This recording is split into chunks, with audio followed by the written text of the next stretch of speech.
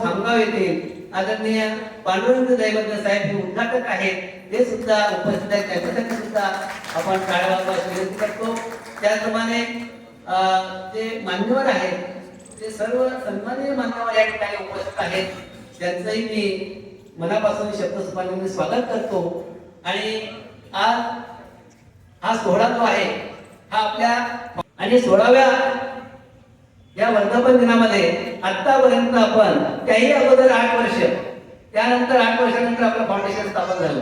8 वर्ष यापूर्वी 2008 च्या अगोदर तेव्हापासून आपलं हे कार्य चालू आहे।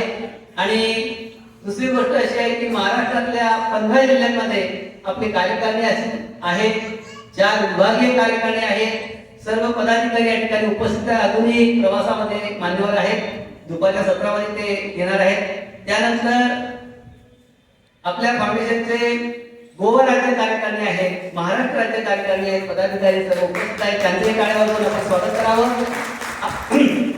वर्षातून आपला वर्धापन दिन एक इथं होतो आणि त्यानंतर 2 साहित्य संमेलन मराठी भाषा प्रचार आणि प्रसारासाठी आपण एक राज्यस्तरीय आणि एक राज्यस्तरीय शिव बाल किशोर युवा मराठी साहित्य संमेलन, कारण युवकांसाठी किशोर